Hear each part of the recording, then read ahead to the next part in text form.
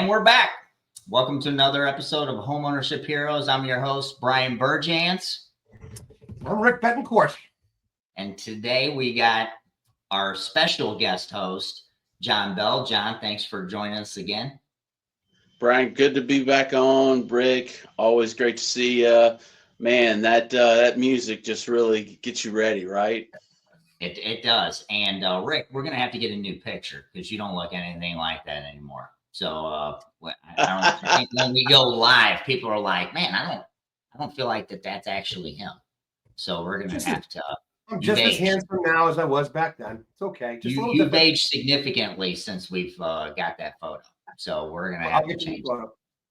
All right, guys. Well, we got a jam-packed show. Obviously, our pregame brought up a lot of topics. So I say we just dive right in. John, to table set this, why don't we give kind of the state of the union of where VA is at today from a production perspective, how you guys are tracking this year compared to last year? Yeah, we are up in pretty much every category, which is great. Certainly a wonderful job with, by all of our lending community. Thank you, veterans, for believing in us and utilizing your benefit the way it was intended to be used. We're up about 6% in purchase activity. We're up about 30% in cash out. We're way up again, and we're still up in IRRRL volume. So, we've already, we've already exceeded our expectation for the year, and continue to it continues to climb. So, exciting stuff around that, and you're making it hard on us on keeping up, but I do think that we're keeping up and continuing to grow. So thank you. So John, you obviously talk to a lot of industry professionals all the time. What would you, in your humble professional opinion, what would you say that VA, because for the last decade, it feels like every year, 20 and 21 are kind of anomalies, like let's just call that a fact. But year over year, it seems like VA has always been tracking at a plus. And, I always tell people it's like an airplane taking off from an airport. What do you think has contributed to the success of the program, but, over the years? So, first is just our ability as an industry to realize that independent mortgage bankers,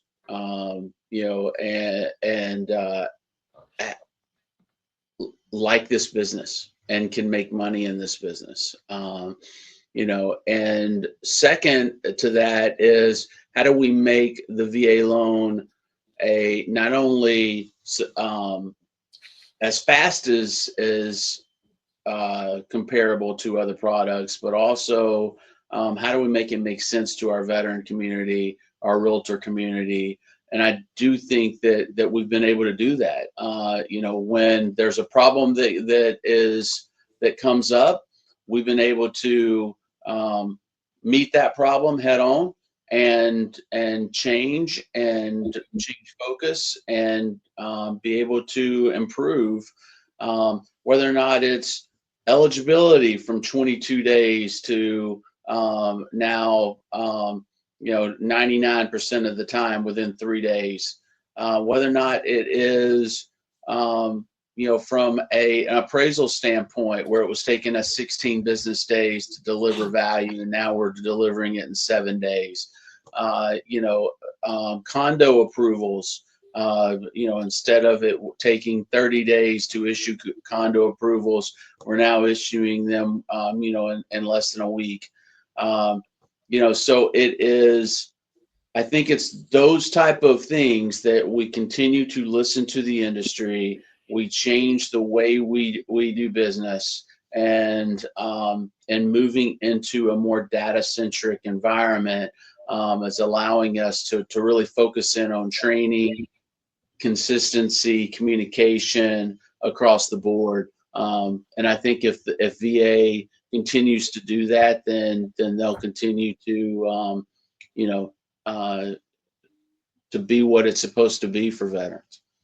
I'll tell Rick. you that in the last 18 months is the first time I would say in my 22 years of doing this, I've actually seen the needle move a little bit. And I've seen a lot of the new realtor interactions that I'm having, very pro VA, excited on VA offers, willing to work harder on writing those contracts to ensure that our service members get it, supporting the VA benefit itself, understanding the minimum property requirements. And the last piece I'd add is that the condos, as I've talked about before, is a big part of my business in New England. And my fastest condo turnaround was like 24 hours. So we're averaging about 4 to 5 business days, which is about a week. So your team is just killing it, John. And that is certainly helping the realtor community. And we love them all, and they have a job to do. I understand that. But I think for a long time, they weren't really understanding how amazing this was. And some things had to change, right? Which they obviously have for the better. And we're seeing a lot of positive conversations. So, but it's all largely in part you and your team have just been crushing it the last 6 years. So the condo approval process. So I want to hit on this real quick. So back in the day, it used to be it would take quite a significant amount of time, and I don't know the mechanics behind it. I always heard that it went out to outside legal, all this kind of like a process. And you can correct me if I'm wrong, obviously. But how did you guys get it down to such a quick turn time now? Why is it so efficient? Yeah, it's tracking. It is, it's about being able to monitor the approval process in each stage.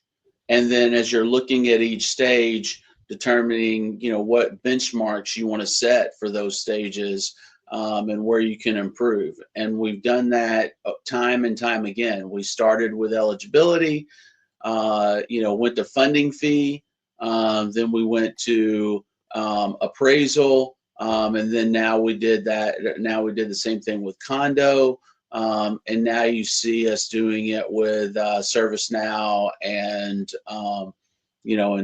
servicing. So I think doing the same thing over and over and over again, and looking at where your process improvement should be allocated is extremely important.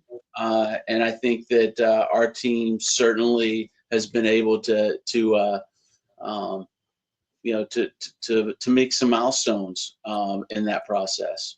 I just remember, and y'all have heard me tell the story over and over again, but I just remember coming in, and the first thing I asked when I came in 2010 was, "Hey, what's VA's market share?" And some leaders at the time said, "Don't ever ask that again." And that's not our. It's not our job to determine how much market share we are. And one reason to that is we're less than 1% market share. We would go to MBA meetings, and MBA wouldn't even have a chair for us at the table. Like we'd be able to sit at the back of the room and maybe ask a question, once in a day. Instead of being at the table asking questions that we need to ask for veterans to make sure that they're protected and they're part of the process. So now we're more than 13% market share, and we continue to grow, and it's on the backs of those people that are listening to this call now, to you all, to our team, and to realtors, to Jenny, to a lot of different, people and collaboration and making it the best program that we can make it. That's crazy that you went from 1% to 13%. And what's even crazier about that stat is that it can go up even higher because the utilization rate is still significantly lower than it should be with VA, which is great. That just means that there's, the ceiling is super high on this thing.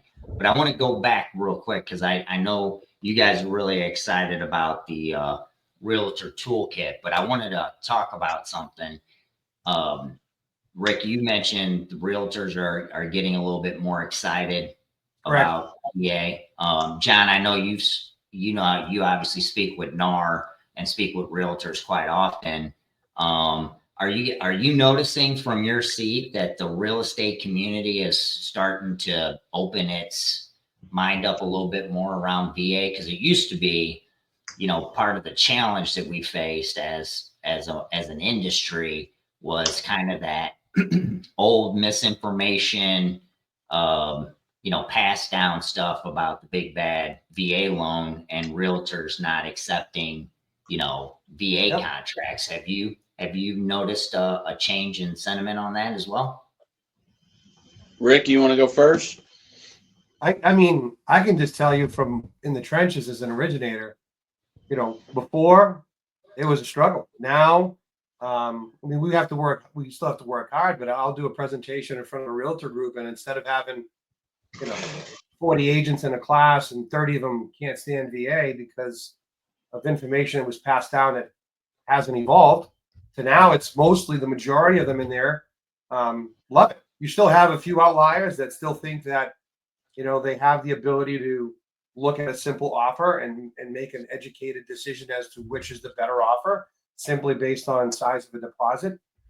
And then you provide an example of all of the benefits with VA. I just think that it's, I think if you asked a lot of mortgage professionals, I think if you asked a lot the same question, are you seeing a positive needle swing? I think you'll be surprised to see a lot of them say, yeah, we're seeing agents now that love VA, which is great. Look, I'm a data-driven guy, right? I make decisions off the data that is presented to me. And when I have realtors that push back and say, I had this loan 20 years ago and it went south. Yep. It took 60 days and, had a bad experience. And so, no, I'll never do another government loan again. I just say, do you know what the facts are? And just start going down the facts. And when you tell realtors things like 40% of VA loans are for first-time home buyers, 40%. They have 719 credit scores, 43% debt ratios. 16% of them are making down payments. The average loan amount's about 400 or close to 400,000. It's around 390, I think, is something like that. Those are facts. That you can't get around. We're delivering appraisals in record time frame of 7 days. Appraisal values. And that's nationally. I'm not saying that there aren't pockets, right? Sure. That we need to continue to work through. But from a national point of view, those are pretty important. You're also looking at, we're 5 days away from our 29th millionth loan. Oh, wow. Somewhere around in there, like 5 to 7 days. 29 million? 29 millionth loan. Wow. Right now on the books. And that's guaranteed over time since 1944. Yep. But right now we have an active portfolio of around $1.2 trillion of 3.9 million active loans. So our business is stronger than ever. It continues to grow. We still have some of the lowest default ratios in the country, and any for any loan product. Mm-hmm. And one stat that probably one of my favorite stats is 87% of the time when a veteran starts an application, they close on a loan. That's high. 87%. There are very few. I don't even know of another loan program that's utilized out there that, one, even tracks the stat, and two, that number is that high. No, you're absolutely right. So I'm a data nerd, right? I love data, and data actually gives you the answers to the test. And one of the things that I pound the table on is the data does not support the behavior. Like the behavior going on in certain markets, the data doesn't support the behavior. My favorite thing that VA does for all lenders is the scorecard. And one of the benefits about the scorecard that I learned a long time ago, and that I started infusing this information into the realtor training, was it gives you all the national averages, right? So back in 2016, when I first got to see my very first lender scorecard, and I saw the national stats for vets, and I think at the time in 16 it was like 706. So the FICO score has actually significantly gone up year over year over year, but it was like 706. But today, these stats, I think it was like 718, 60 something grand in assets, all this stuff. When you show that in your presentations to realtors or even mortgage professionals, and they see what the customer looks like today on an average, I'm like, listen, this is not a subprime customer. For some weird reason, people think 100% financing. People are using VA out of a necessity, not a strategy. And then it's this other customer type. When then you show them this stuff and they're like, oh my God, I had no idea. And the funny part is every lender gets a scorecard for the most part. They have the same data, and their loan officers could be out pounding the pavement, changing the narrative one market at a time if they just leveraged it. The data, we get the same from the Hill, right? So from up above us down, right? It's VA is one of the only self-funded programs, around. It has always been a self-funded program. Meaning, when I say self-funded, meaning that it basically pays for itself, and through the fees that it collects. But what we have seen is time, year over year over year, that number has grown to now 62% are exempt from even paying the funding fee. And so we're continuing to do more and more and more and more and more loans, and that exempt from paying the funding fees 62%. You got a very qualified buyer here that doesn't have to pay a funding fee if they're getting any disability. They're not having to pay PMI. They have the funds. I already told you 19% of the time they have the funds to put down on a loan. Not offering them a VA loan is almost just not doing your job. I mean, that's you don't give that option. Like, that is, I don't know how you how you live with yourself. I try to educate the listing agents. I mean, the listing agents go ahead and say I have a fiduciary responsibility to the seller. 100%. It's right in your code of ethics, right? I don't think the mortgage community educates the realtor community enough on the amazing benefits to the seller that the VA benefit itself loan brings along. I mean, look, you have the reconsideration, you have Tidewater, right? We have Tidewater. We could talk about that all day long. We have the reconsideration of value. And I think the last stat, I think, John, on the last podcast, you mentioned that 54% of all ROVs had a valuation adjustment of about 5%. That's nationally. And when I do a presentation to the realtor community, I say, listen, if you have two loan programs, one, you're going to get the value and that's it. And you have a very, very, very slim chance of getting a change. I mean, there's got to be a material defect in that appraisal. for you to be able to go through an AMC and order a new one? Or do you want to have 3 bites at the apple in this program? Which one would you choose? They all raise their hand and say, I want the one with 3 opportunities to support the value. And I go, that's your VA one. So I go, you have the ROV, you have the Tidewater, you have the ability for a service member to request certain MPR waivers, depending, as long as they're not like a safety concern. I go, these are all things that protect your seller as well. So those things, I know when I do presentation with the realtor community, that's not being talked enough, because when I mention it, they're like, I never knew that. So there's some other, there's a lot more room for a deeper educational dive into the listing agent community, as well as just helping the sellers understand that you're getting a better offer. Well, it's a mindset shift too, right? So, 100% financing preserves liquidity for the buyer, right?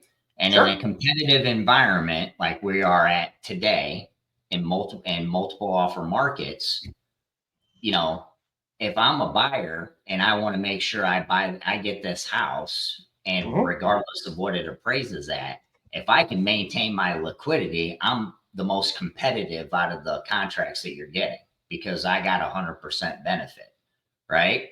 And I just think there's, I've done enough trainings, I've been in enough markets, I've been around the United States enough, and Rick, so have you, where, the skin in the game theory in the industry is jaded a little bit, because people, for some weird reason, feel that skin in the game equals to down payment, when skin in the game really to a seller's earnest money.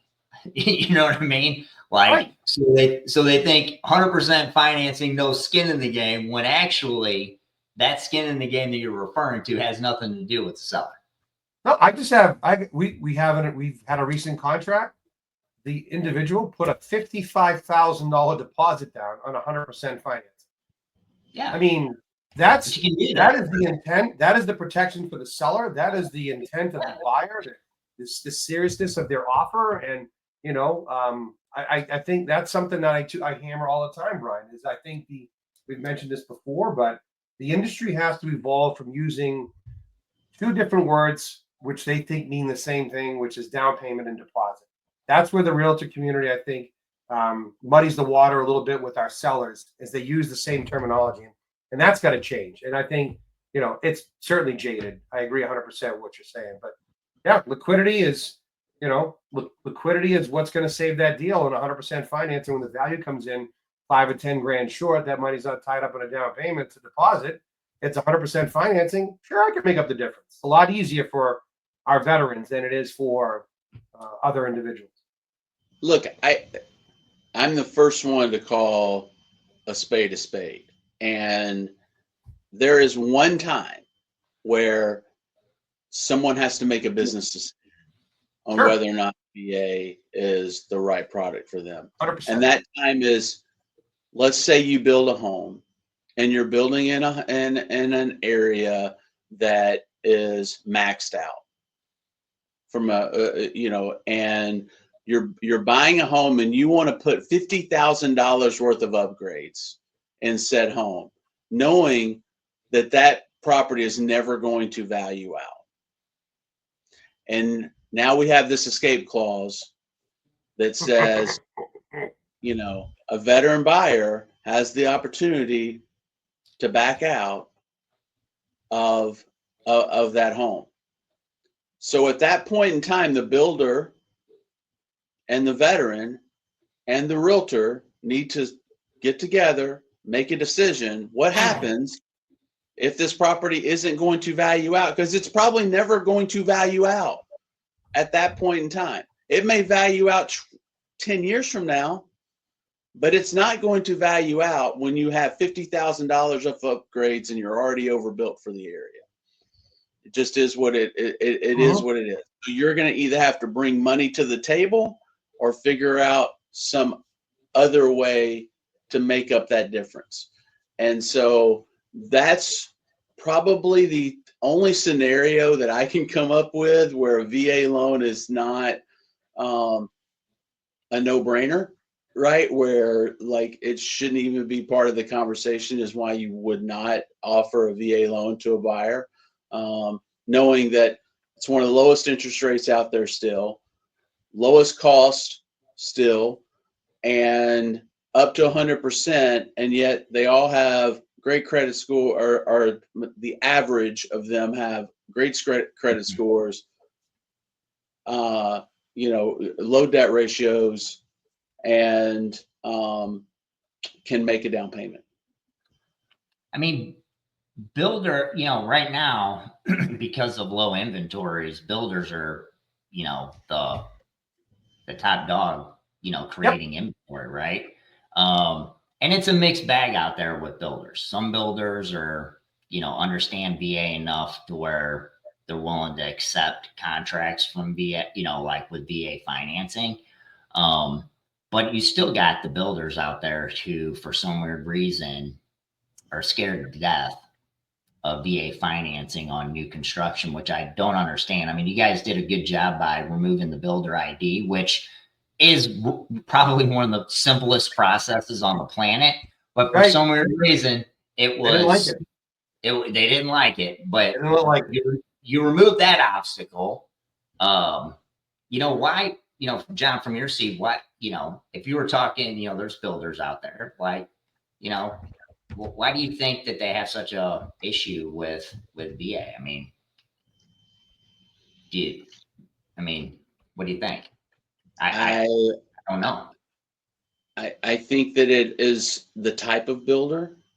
I think it's not all builders. I think it's also market driven, where they are in the marketplace, and I think just like we did with the realtor community, peeling back the onion and really understanding the reasons why they aren't always happy, and seeing what we can change to help is what we plan to do. I am certainly not here to say that we do not need the builder community, because we know we need them. We need them. I am certainly willing to work with the builder community to improve any process that we have. It's just a matter of, tell me what we need to change, because you told me we needed to change the builder ID piece. We did that. You told me that we needed to reduce the number of days it took to get value. We did that. You told us that you needed us to come out and be more aggressive on our stance on policy, so that people understood how to do builder business. We did that. Like, continue to give me those examples so that we can improve, and we can create an environment that veterans can utilize their VA loan, use it, and still build homes. I think there's a lot of geographic sort of differences as well. Here in New England, we don't have builders like the big builders like you would see down in the South. We don't have a lot of land, in Boston or outside Boston. We've been very lucky. Most of the I do maybe a half a dozen VA new constructions every year, not a VA one-time construction closed loan, but the builder's building the property, and it's the end loan. That most of the time, 98% of the time, the builders have been great. They sign the paperwork. They're okay with the VA builder ID. They get it. Rarely, maybe once in the last 5 years, I had a fairly newer veteran, a builder. No, I'm not going to sign the HUD forms or whatever it was. And I said, you really got to look at that with, internally. I go, that's just you stating you're doing a good job and you're being a good builder and a responsible business person, et cetera, et cetera. And it was fine. But I think, I think education is huge, but I've always had a pretty good experience with our builder community up here in New England. They've been pretty open to everything. So it's been good. John, do you think there's an opportunity, because this will be a good segue into the Realtor Toolkit. Do you think there's an opportunity for you guys to create maybe a builder VA toolkit where it kind of, of course, You know what I mean? that's I think that would be I think that'd be pretty cool because that would be something plug and play for the industry to go out, grab, and give to builders directly from VA and say, hey, it's not as scary as you think. You know what I mean? oh yeah. You know, that would be Hey, awesome. no, Brian, we want to build a lender toolkit, a builder toolkit, a veteran toolkit. You know, we started with the realtor community because we thought that that was our biggest hurdle and what veterans face when trying to get a VA loan. Oh, I would agree 100%. Let's talk about the toolkit, John. Let's talk about the realtor toolkit. Come on. So hopefully you have gone to our site and you have looked at if you're a realtor out there and you have not gone to our site and looked at the VA Realtor Toolkit, that you do. It's got a lot of training. It's got a lot of information, materials.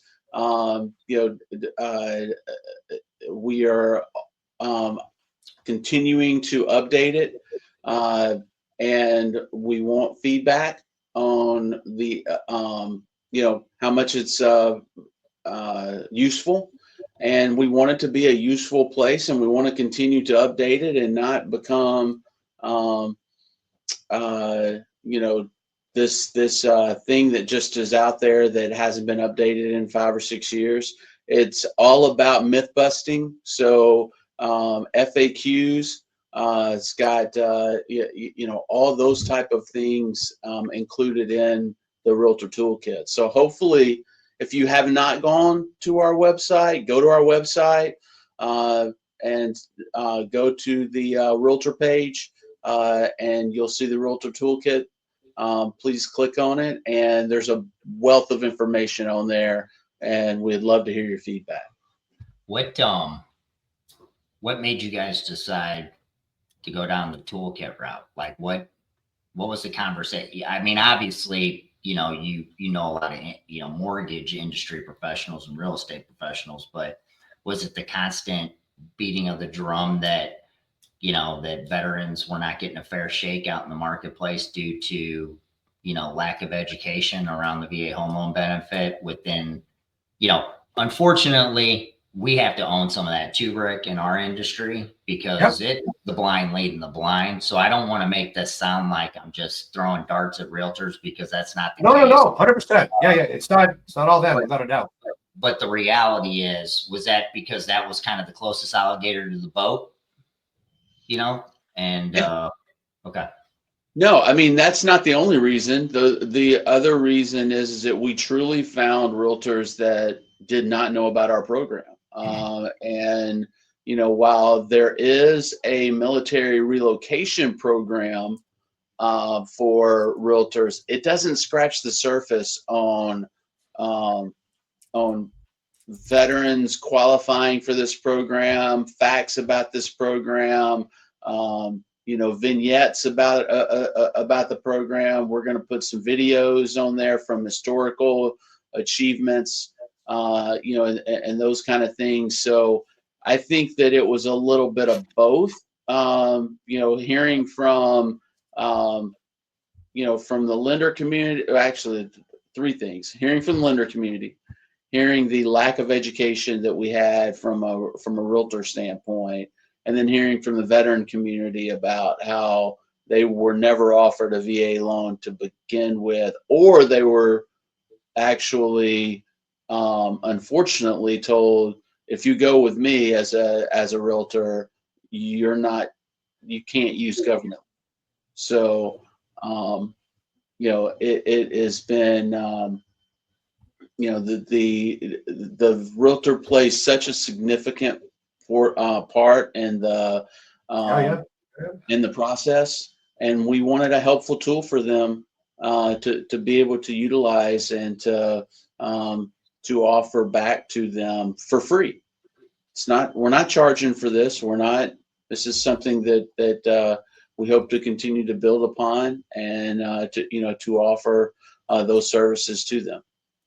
I mean, in their defense, to your point earlier, The only thing that's provided, the only option that they probably have is maybe in some markets there's a CE class that's provided around VA if you're lucky, but for the most part, it's the relocation professional, designation opportunity that realtors have. And to your point, VA is such a small sliver in that. You know what I mean?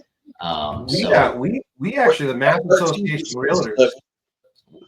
Do It's what? it's a 13% sliver. So it's better than it used to be a 1% sliver, right? So while it's more popular in some areas than others, I still think that it is upon us to make sure that they're equipped as much as possible. And shame on me if I'm not giving them those opportunities when I'm out there going, why aren't you utilizing and why aren't you promoting the program and those kind of things. So it truly is how can we help you, help our veterans to make the right informed choice, in the lending experience.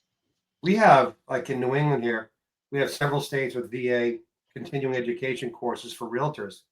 I actually had to help rewrite the one in Massachusetts. It was so old and it hadn't been reviewed in such a long time. And I think there's obviously areas for improvement and advancement there as well. But you don't have a lot of there's a lot of other red tape there. I guess in Massachusetts it takes years to get a CE class approved, whereas other states it's pretty quick. So every state's going to be different, but I certainly think that there's an area of opportunity there to rewrite the CE classes in a lot of these places, to correct them and be a little bit more advocacy for the veterans and the realtor community, because education is the tip of the spear, and when you're out there helping veterans, Yeah, look, we can't do this on lenders alone. Correct. We have to have the realtor community. We have to have the builder community, and we have to have veterans that want to believe in the program. It's a community, right? And so we need to equip the community as much as we can, inform them so that they can make the best choices for them, when they go to buy a home. And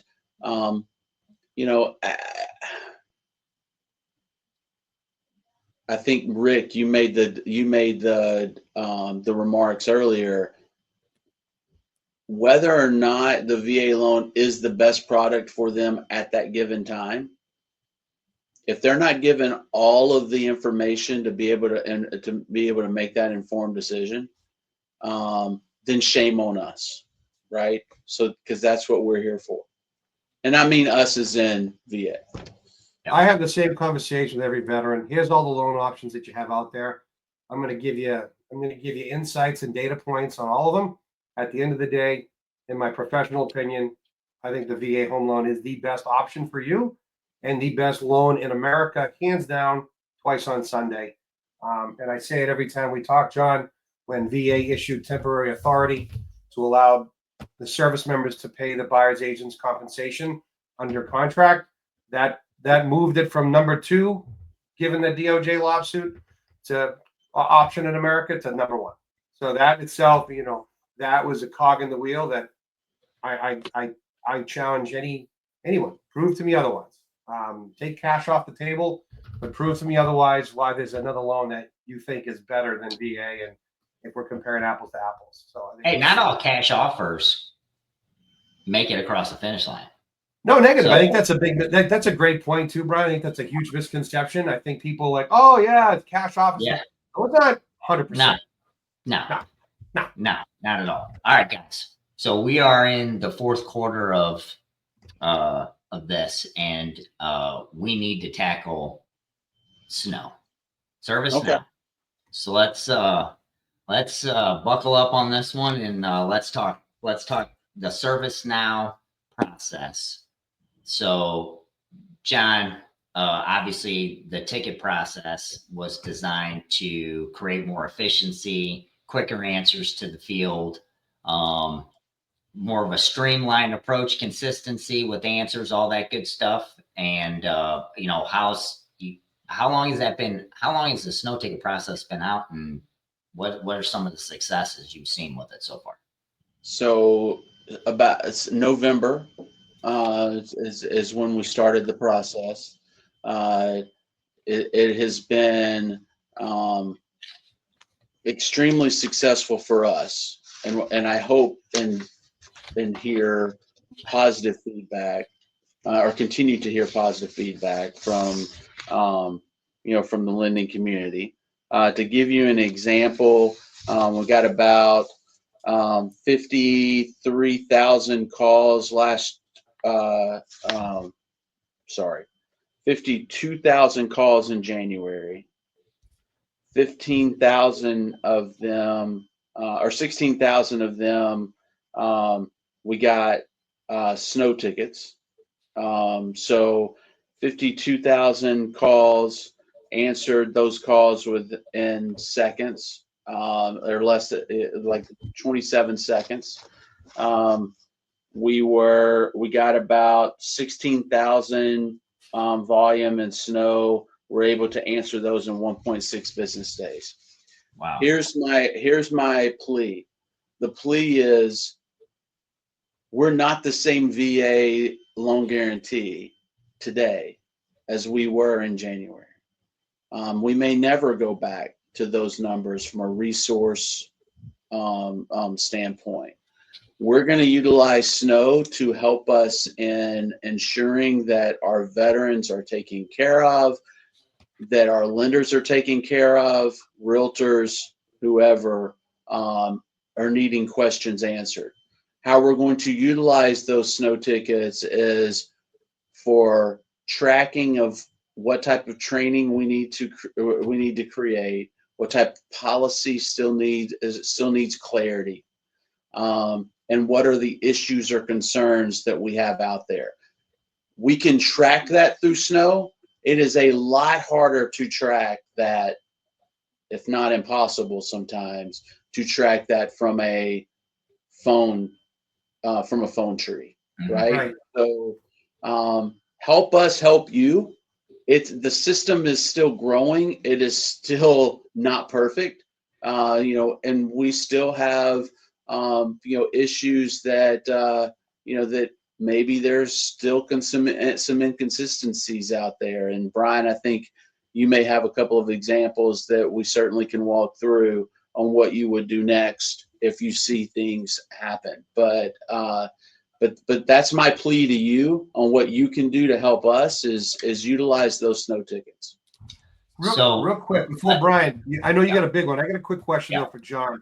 I know there was an update to snow. It's going to be the lenders will have access through WebLGY now, which is a much more improved, enhanced version. But I don't think a lot of realtors and veterans know that they can actually submit a snow ticket as well too.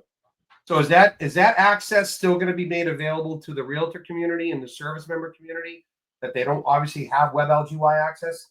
They're still going to. You can submit a snow ticket. We just need to know who you are, right? I mean, so it's going to ask you some questions, just like ID me type thing, Sure. but it should be relatively easy at this point to be able to do it. We just need to know who you are. Ask those questions and get your answers and use those ticket numbers. If you maybe don't get the answer that you're looking for, or it didn't completely answer how you or what you requested. And that's perfect for your segue, Brian. So let's hear about your story. All right. So here's a scenario.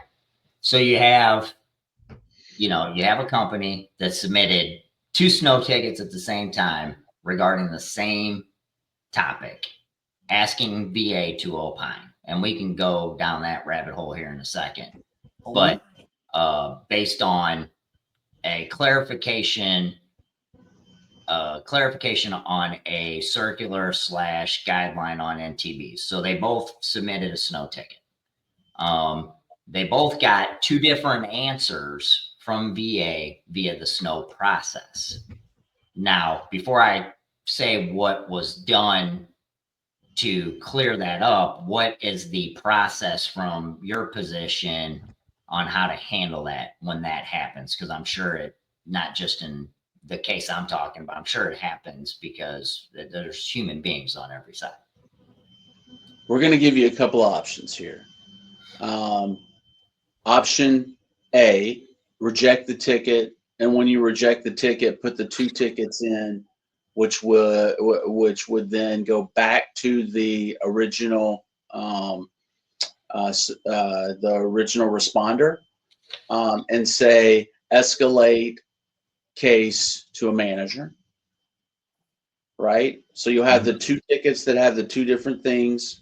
And they'll know to escalate, or you can call, ask to be transferred to a manager, have your two tickets available at that point in time.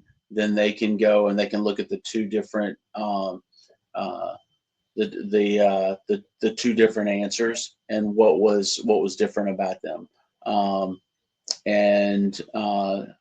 or I guess third option is you could open another ticket, right, with the other two tickets, and do that. So really you have three options there. All of them lead to escalation and an answer that is going to be helpful for both of us, so that we understand what the differences are in the initial response versus the original response.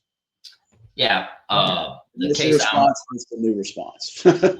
The case I'm referring to, the third option was the option that was chosen, opening up a new snow ticket with the two snow tickets in question, feedback on the scenario, and then asking it to be escalated to senior management to opine on which one was right. Because, and actually in this one, it was more of a one said yes, one said no. So it was like, hey, one of these is right.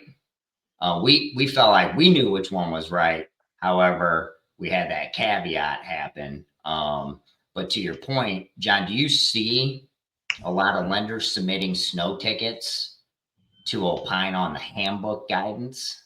Or are you guys seeing a lot of that? I would say that we do see some, not as much as we thought we would see. A lot of it's not questioning actually the policy. It is questioning whether or not we have policy. And when we go and we look at the actual ticket itself, maybe there's a circular that was missed, or maybe there was the handbook wasn't looked at before the question was asked, right? But I'm not here to throw stones, right? I mean, that's just part of process, right? That's just part of understanding the business. And I would rather you submit a snow ticket and tell us there's an issue that you have, and us answer the issue and the veteran get in the loan, then you just say, no, can't do it. Veteran can't get in the loan, and move forward with the veteran and an inferior product. I think, John, it's important to bring up, because you mentioned this in our pregame talk, right? This two different answer situation happens in private sector, happens in government sector, happens in families, one goes to see dad, one goes to see mom, one says yes, one says no, right? This happens in the most organic level. So it's not, I want to bring that up because someone's going to be like, oh, that's typical VA. One says yes, they don't know which one. No, it happens all the time. It happens in every type of corporation and business. And, there's always going to be, no one's perfect. There's going to be a little bit of confusion. And the snow ticket has been phenomenal. I will tell you as a little tip, I've even created my own VA correspondence rule in Outlook. Every single thing that ends with va.gov, it's separated and sent into a separate folder. Every snow ticket I've ever made, every snow response I've ever gotten, everything is separate. So I can go back and quickly reference that when I'm working on a VA origination. But I wanted to bring that up because you mentioned in the beginning, which we haven't talked about yet, but that thing happens to every place. It's not just VA. Yeah, absolutely. But I want to say something. So that folder must be very small if that's where you send all your snow tickets that you put in, John. I mean Rick, Because I don't need to go to snow that often because I know everything. Because you don't use the snow ticket process. We already know that. Brian, he's the VA guy. The VA guy. No, I do a lot of condos, and you know what? We have some questions sometimes, and I'll tell you the snow. I actually, it's funny. I answered a VA question from a mortgage professional in the state of Maine, and I said, "Did you file a snow ticket?" She had no idea what it was, and I said, "Listen, this is an opportunity of education." I go, "By the way, when you have some questions, A, B, and C, go here, do this. It's super duper uber awesome. It's going to help your business. It's going to help your service members." So there's opportunity for education every single chance. I'll look at him. Now the student has become the teacher, John. Oh, yeah. He didn't even know what snow was 60 days ago. Now, that is such loan officers that is such terrible yogurt. Not even funny. That's bad. No way. I knew what snow was. Brian, that's just a compliment to you, sir. Whoa. I had it. Wait a minute, Mr. Chippy. I had to kind of like talk to you about snow ticket not too long ago, didn't I? Okay, let's move on. All right. So there's one last thing I want to cover. We got a couple minutes left. Because you brought it up when we were talking about the snow process and the snow ticket and then underwriting, etc. One thing I've noticed is that I don't think people understand the relationship of a circular and the handbook. Okay. And what I mean by that, and Rick, you and I have talked about this a lot, that you have the handbook and people go to the handbook and they look at the handbook, not understanding that there's a circular out there that delivers guidance or brings up a law or whatever. And I don't think people understand the relationship between the two. That's a good point because I don't think a lot of the loan originators or maybe cap markets, a secondary or credit risk, or there's dates in the handbook in chapter 4 for a reason, when it was last updated, and then the circular list is listed for a reason in the way that it's listed. And I try to reference the circulars first related to the question and policy that I have, and then if I have a question, I do a snow ticket. But yeah, John, what's your thoughts on that? You've got access to 3 different places that you can get answers, and that's going to continue to improve, right? We now have AI capability in-house. We're testing things out. We're going to eventually, get better at putting our policy out and giving you opportunities to be able to have one place to go. Right now, I don't have one place to go because I wasn't allowed to do that.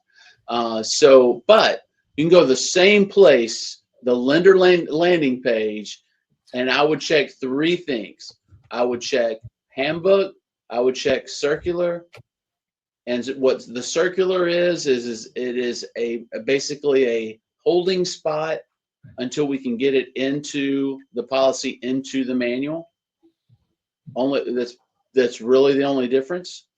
And so it's a temporary measure until we can so it's one of 2 things. We're testing something out, and whether or not we put it in the handbook or not depends upon that's why we have rescissions on those circulars. We'll test it out. If it works, great. We'll put that in the handbook.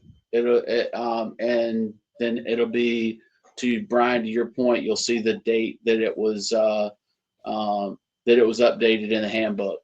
So you've got circular, you got handbook, and the other place that I would check would be the regional variance page, because the regional variance page has different information for like termite, condos, HOA, those regional items that may affect your transaction, I'd go to those 3 places. All of them can be accessed from the lender's landing page. State deviation page is a big piece. I don't think enough people talk about it, but I know that that really helped out us in Massachusetts, being an attorney state, and I helped. I think it was Mark Jameson way back when we had some issues with the attorney fees, and I noticed that title companies and attorneys were calling them something else. I said, you can't call that. That's an attorney fee. We're an attorney state, and they would change. Some of the attorneys were changing the name to a title because of the 1% and fees, etc. And I said, no, it's an attorney fee. And I know I mentioned that to the LPO at the time, Mr. Jameson, and lo and behold, I think 2 months later or something, there was an addition to an attorney fee and for the state deviation page for Massachusetts. So, which was a huge help. And I don't think enough loan originators know about that page or look at that page or review that page. So it's a great piece. And from when Mr. Jameson was here, we have that thing has gone on steroids. So we certainly, it is certainly not just improved, but it has a lot more information than it ever has. So I checked those 3 things, Brian. You know, and all accessed from the lender landing page. Well, gents, this has been another fantastic all gas, no brakes episode, and I appreciate everybody's time today. I don't believe in brakes. We know we've seen pictures, but thanks for watching. This has been another great episode of Homeownership Heroes. I'm Brian Burjans, and I'm Rick Betancourt, and John, and I'm John Bell, and we'll see you next time.